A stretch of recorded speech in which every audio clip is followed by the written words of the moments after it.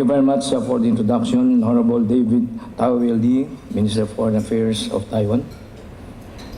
Dr. Tan Sun Chen, Chairman of the Prospect Foundation. Honorable Raymond de Barghart, former Chairman of the Board of Trustees, American Institute of Taiwan. Fellow participants in this Yushan Forum, dignitaries, ladies and gentlemen. I would like to extend my gratitude to Prospect Foundation for their invitation for me to speak in today's inaugural event. Gatherings such as these are important if we are to continuously challenge ourselves to change the world and cultivate strong relations outside our national boundaries. This evening, I'm tasked to talk to you about nourishing young leaders for making a regional community.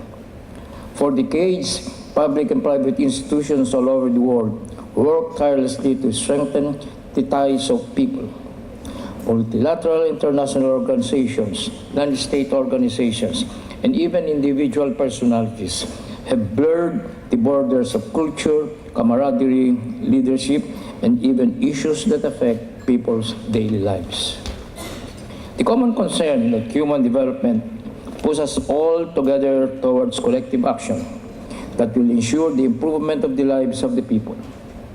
Citizen participation is at all-time high. Young and old, the business of human development is something we continue to embrace. And this is why it is important that we continue to look forward to the future and prepare young leaders who will build on what we have done, innovate what we have built, and create even more opportunities for participation and development. It is in this spirit that I wish to share with you my ideas on cultivating youth leadership, the areas we should continuously explore and harness, and the challenges we must grapple with if we are to truly empower the youth of today. We live in an even more complex world. The world contends with diverse issues of terrorism and extremism, climate change and other environmental concerns, sustainable human development, transnational crimes, migration, poverty, and many more. Issues have become transnational in nature, seemingly unconfined within one's physical borders. When our country was hit by Typhoon Haiyan, billions of dollars in relief and aid were sent to the Philippines, some of which were from individuals who just wanted to help after seeing devastation in the Visayas region. Information, whether accurate or not, is readily available online. Mechanisms to communicate and network continue to increase. Platforms for both individual and collective interests are abound. And the truth is, the young are able to navigate these changes faster than any generation alive today. I am from the analog generation. The world of youth inhabit is vastly different from the one we knew growing up. They come of age in a digital world where information is available on their fingertips, where communication is faster, where citizen engagement is no longer a novel concept. Several years ago, youth involvement in social issues was not as prevalent as it was today. While gains have been achieved in including the youth in the development agenda, our models for inclusion have largely remained the same. For the longest time, youth inclusion and participation meant institutionalizing policies and development programs. With advances in technology, they have more mechanisms to acquire information, to talk to one another, to express themselves and form ideas for individual and collective development and action. They can learn about traditional areas of learning like math, science, and language online. In the same way, they can learn about fundamentalism or where and how to buy a gun. The possibilities for learning and entertainment are endless for them on the internet, as well as the ways they can express themselves or come together for an advocacy. If inclusion is about ensuring our youth have access to opportunities, this deeper and pervasive connectivity has empowered them to create opportunities to themselves in some level. It means that they are building their own communities away from what is traditional. And in a sense, the millennial generation is growing up away from the establishment. The pressing question then is, have we properly prepared and equipped them for this power and access they also hold today? Are our young ready to take on the challenges within their own spheres of communities they have built for themselves? Even more important is the challenge of bringing them back into the social fold so that we develop a generation that values we more than me. As we continue our efforts in youth development, we must be able to also embrace innovation so we can re-examine our current mechanisms and programs for the youth. Our methods must be able to adapt to this distinct character of the youth today. We must continue to engage them in initiatives that invite them to be part of the communities they have also built, working on issues that affect all of us as a humanity. Our role is to ensure that we equip them with the proper tools, education and training, so they can successfully and maturely navigate the challenges they face while being conscious that they are part of a bigger social tapestry that can only be better with their involvement. All over the world, private institutions have made lasting impact on pressing issues we face as a humanity. In the past decade, youth engagement in nonprofit and civil society has increased. More organizations have built their programs around youth involvement in civic work. Microsoft founder Bill Gates and his wife Melinda continue to engage the youth in meaningful programs like Goalkeepers, which develops community-based and youth programs, centering on the 17 Sustainable Development Goals aimed at ending extreme poverty, inequality, and climate change. Code.org, a nonprofit launched just 3 years ago, reaches more than 180 countries with their courses aimed at increasing access to computer science education. They reach thousands of underprivileged children with their programs, and more importantly, prioritizes those who are marginalized. Former U.S. President Barack Obama recently announced his foundation's effort to promote civic engagement among the youth through a summit to be organized by the Obama Foundation. The summit hopes to bring youth leaders all over the world to exchange ideas and discuss action plans and programs that will impact their respective communities. In the Philippines, thousands of young Filipinos volunteer for groups such as Gawad Kalinga or GK, a national nonprofit organization that builds houses and communities for underprivileged Filipinos.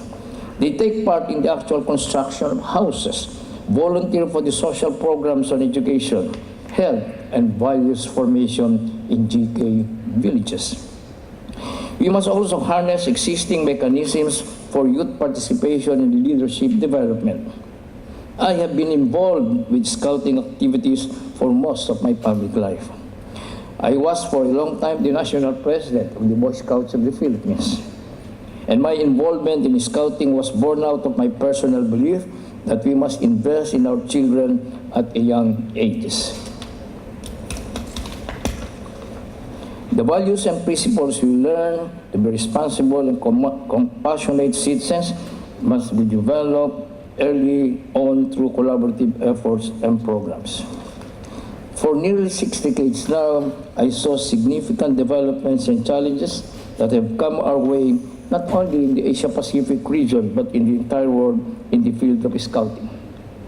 I had the opportunity to serve as the chairman of the Asia-Pacific Regional Scout Committee and an ex-officio member of the World Scout Committee.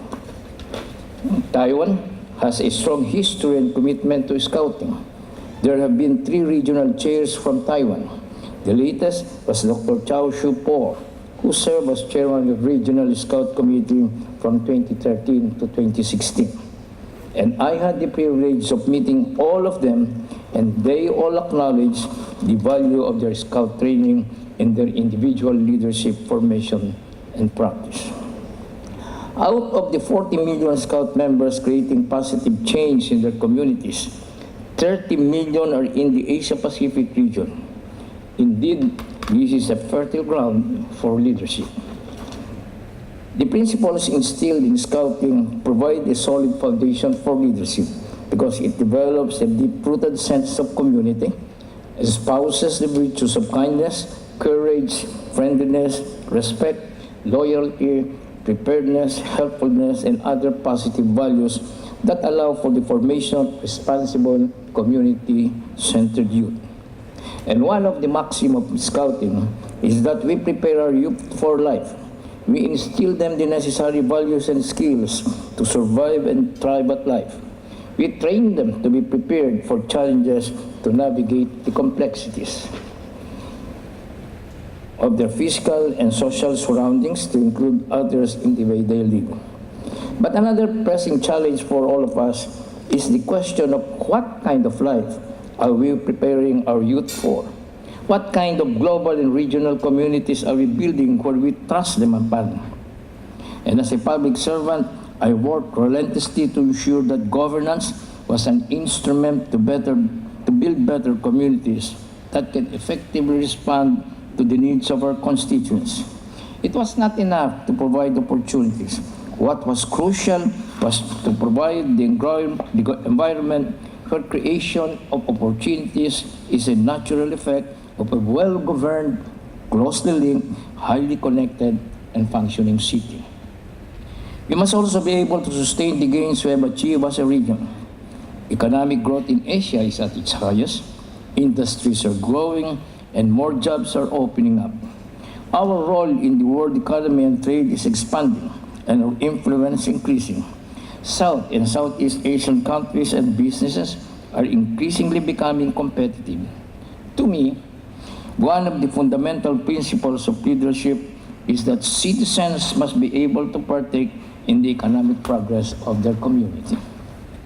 As we govern towards increasing local economic growth and created an environment where businesses can flourish, we consciously adopted social programs that will provide our constituents with the opportunities for individual progress.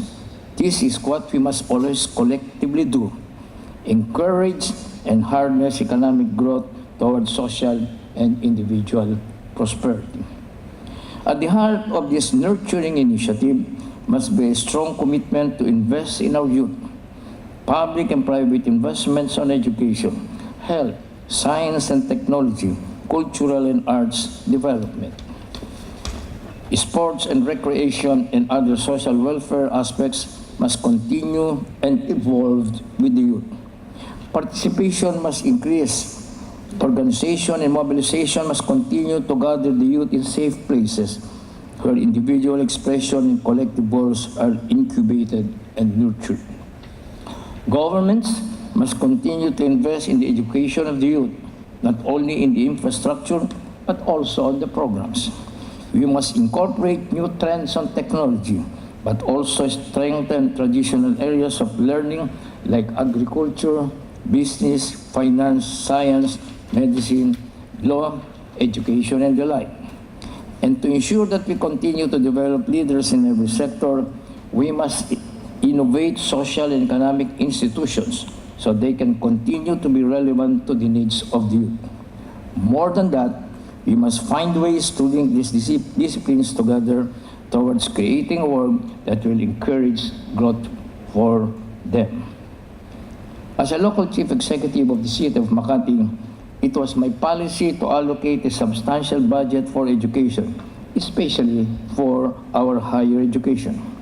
We strengthened our University of Makati, or UMAC, to become the premier local university in the country. We invested heavily in infrastructure and modern equipment, for I firmly believe that education is a great social equalizer. Investments in infrastructures were not enough. We consciously adopted an innovative education philosophy. We innovated our regular programs to become more effective in addressing the specific needs of Makati youth. We redesigned our program offerings to reflect the nature and needs of the job market and the business sector. We conceptualized and implemented new innovative programs that changed the landscape of Philippine education delivery. We championed innovation in education because we understood that our children are different, and so the way we deliver education cannot be the same. We broke down the barriers between the academic industries because we were cognizant of how the young understand the world, that education must lead to a meaningful professional life, and as such, there must be no disconnect between the kind of education they receive to the demands of the workplace they wish to be part of. Today, the University of Makati offers more than 30 degree and non-degree programs in business, education, allied health services, governance, and public policy, and caters to over 17,000 students. Our city invested 1.2 billion pesos as annual budget for the university, an amount bigger than the entire budget of most provinces in the Philippines. We embrace education for employment and education for development, understanding that investing in our youth is the most valuable investment we can make.